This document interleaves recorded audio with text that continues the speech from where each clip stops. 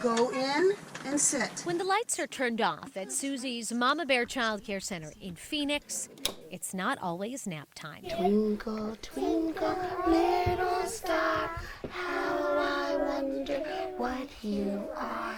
It might be a wake-up call, World so high. a difficult life lesson for children who probably aren't even ready to learn it yet. Once it's dark in the classroom, lead teacher for 3-year-olds Lynn Thompson closes the blinds and ushers her students into a closet or bathroom. Everybody up. 1, 2, 3, 4. Everybody up. Follow me. Follow me. Come on. And sit. Yeah, scoot back. Go all the way in. Good job. They trust me, and that's the key. What's key for Thompson is saving lives in a worst-case scenario. 1, 2, 3. A daycare teacher for 29 years now, she never imagined practicing an active shooter drill with the young children she spends her days with. It's harder for this age group, but if you do songs already that they know, when you go in there for a quiet drill to keep them quiet, it's all quiet songs. And they're already ones that they know. Shh can mean a lot of things to a lot of different children. Owner and director of Susie's Mama Bear, Susie Sanson, has 40 years of experience in child care. She knows a 1, 2, or 3-year-old will react differently to an emergency than a 12, 13, or 14-year-old, for example. Part of the reason she makes sure everyone is prepared. This is our evacuation procedures. Sanson runs a quarterly training session so every teacher and staff member is up to date. We do have set up to go and help, like in the 1's room or the 2's room where we are going to need more help. And so we would shuffle our support staff into those classrooms. We have different children every day, so you can't expect it to necessarily be the same every day. You have to be ready for change, and you have to think ahead of what could be. You guys rocking this. Scoot back. Miss Lynn says repetition is key, and that's why she practices this drill every single day. You do it every day. With the kids I have, they get used to it. Because if some don't come, the days they did come, they're already used to it. Now everybody sit. Mrs. Thompson stocks the closet with water, snacks, blankets, whispering, even signing the songs that keep 3-year-olds distracted, and most importantly, quiet enough that a suspected shooter wouldn't hear them, willing to do anything to save them. If they come in our room, I will bolt myself against the door, which is what I was doing with my back up against the door, and the children, if they're bumping or whatever, I can still, let's do the Wheels on the Bus. They're still quiet, they're still calm, and they're doing an action song. The driver on the bus says, move on back, all through the town. They're so little. I mean, that's, They're so innocent. But then you think about 10 years from now, what are they going to be talking about and worrying about? I mean, it's pretty scary. Both Sanson and Thompson say the drills aren't scary for the children, not yet anyway. They look at them as more of a game. Their innocence, unknown to them, changed, even by a simple drill. A necessary evil, says their teacher. It's a sad thing that we have to do, but that's what it is. 7, 8, 9, 10. Anita Roman, Fox 10 News. Good job. We'll sometimes do the trails back here. There's trails across the street. Long walks on quiet trails near their home in Flagstaff, Arizona are appropriate for Kristen Allen and her dog Mo, considering that the American Staffordshire Terrier literally walked right into Allen's life a little over 2 years ago. Yeah, this is really happening right now. I found Mo on a Saturday around 10:30 at night. Mo was wandering the streets of Phoenix. And when I stopped the car and got out, I was able to confirm that he was all alone, called out to him, and he calmly walked towards me, wagging his tail the whole time. Will not let me drive. He jumped into the driver's seat. It was the night before Father's Day, her dad's birthday, who passed away when Allen was 16. So for Allen, finding the stray was not a coincidence, but a life-changing moment. Wagging his tail. Mo spent 72 hours at Maricopa County Animal Care and Control, so his previous owners had a chance to claim him. They never did. Mo, come here. Before she adopted him, Alan visited Mo every day. And it was around that time that she noticed Mo had a special talent. He looked across the room through a glass window they had, and he saw a dog on the other side, and that's when he screamed for the first time. A sort of shriek that would earn him the name Mo the Screaming Staffy and turn him into an Instagram sensation.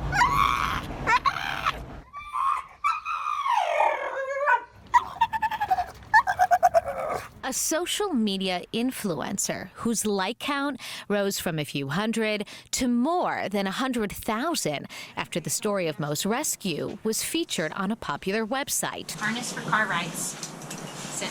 Alan says most of Mo's screaming is done during car rides, so we took one. Go! So to keep him safe in the car, this is actually a homemade contraption. We have hooks on each end of this lead, and it actually clips into the car seat attachment, and that gives him kind of space to roam around. It gives him enough space to lay down. Are you ready, Mo? Okay. Are you ready to show me what you do? You want to go for a ride? I try the best I can to control it to the extent that I can, but it has come down to, we've talked to many trainers, and it's really not something I've been able to correct or get him to quit. And quite frankly, I don't know that we want him to quit, because it's who he is. It is who he is. He screams, sometimes he chirps. He can bark, a powerful voice that is now helping to save other dogs just like him. Alan and Mo work with local and statewide rescues. What's especially fun about Mo being an influencer is being able to connect with so many other people that are doing similar things on social media in spreading the positive word about pit bull type dogs and shelter dogs in general.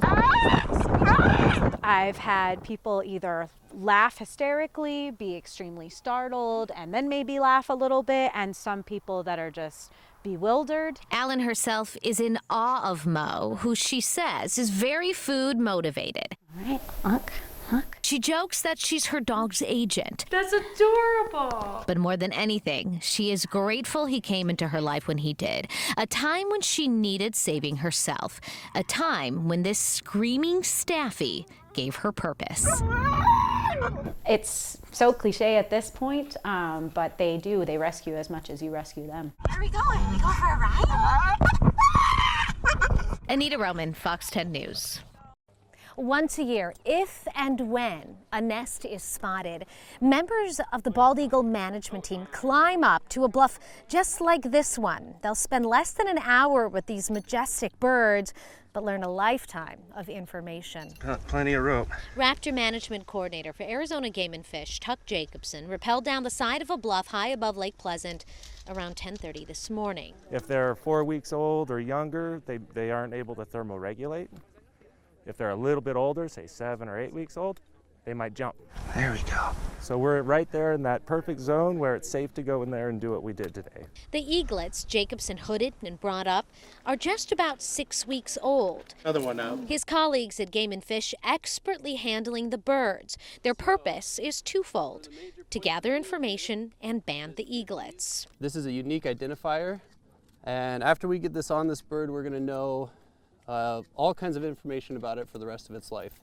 We'll know where it was born, how old it is, what sex it is, and where it ends up nesting. We have about 85 breeding areas throughout the entire state, only 65 of which are usually active each year. Eagle Field Projects Coordinator Kyle McCarthy says the Arizona Game and Fish Department has been the lead agency involved with bald eagle management since 1991. The most important thing they do is give the adults a chance to successfully nest. So this leg looks like it's 13.5 millimeters, so it's likely a girl.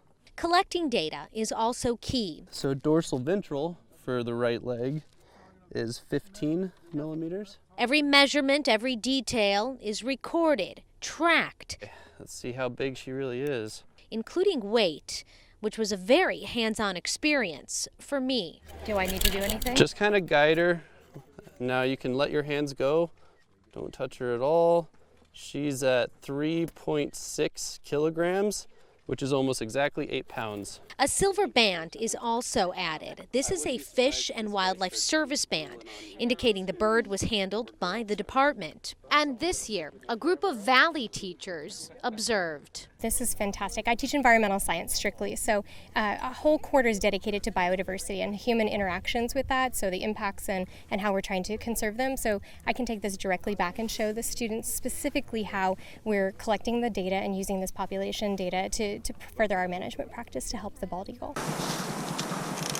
While the birds are examined, Jacobson checks the nest and surrounding area, cleaning out debris, dangerous fish line, and these bird ticks. This species of tick, or at least some of these species of ticks, potentially cause a paralysis in the bird.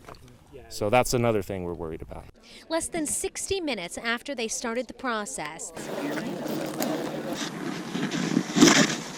the eaglets are returned to their nests, Mom flying high above, eager to get back as well. It's very exciting to be a part of this, and the history in Arizona is pretty long with bald eagle management.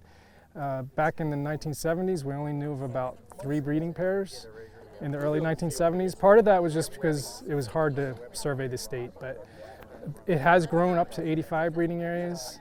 And it just shows that what we're doing is working. Since the mid-1980s, teams just like this one have put bands on over 600 nestlings in the state of Arizona. At Lake Pleasant, Anita Roman, Fox 10 News. Are you feeling better?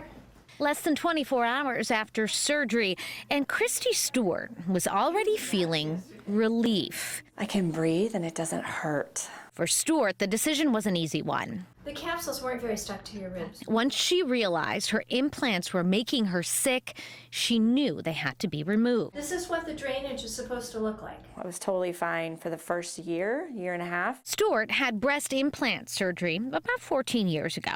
After nursing her first 3 sons, her breasts became asymmetrical, and she just wanted them to be even. It's perfectly healthy. It was crazy. I was totally fine. Nothing was wrong. And then I noticed my symptoms had a significant uptick after I had my 4th son. A busy mom of 4, a business owner, Stewart says her symptoms persisted and then increased. She visited doctors and naturopaths, changed her diet, eliminated gluten and dairy.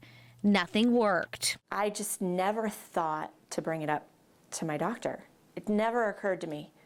Because it never occurred to me. I was told they were safe. This past August, when a client mentioned breast implant illness, Stewart immediately knew why she was sick. She did her research. She joined a Facebook page where tens of thousands of other women shared similar stories. Then she made an appointment with Dr. Gwen Maxwell at Maxwell Aesthetics in Tucson. Dr. Maxwell is in surgery at least 3 days a week, and she says that at least 8 of the surgeries she performs are explants, where she's removing the implant. More removals. More removals. 10, 50 to 1. Yes. Dr. Maxwell says there is no current evidence to suggest that BII is a documented illness, but says she has seen a 200% increase in explant surgeries in her practice. Implants are foreign bodies, so they generate inflammation. According to Dr. Maxwell, 99% of her patients are happy they have their implants out. There is going to be a detox process, and often your symptoms do come back. You go through some low periods where you're really, really tired. You feel like everything's come back. Stewart, in the meantime, knows not everyone suffers as she did. After all, according to the FDA, the risks of complications or adverse outcomes due to breast implants is around 1%. But she says, listen to your body. At the end of the day, having them out is not the worst thing in the world. Anita Roman, Fox 10 News.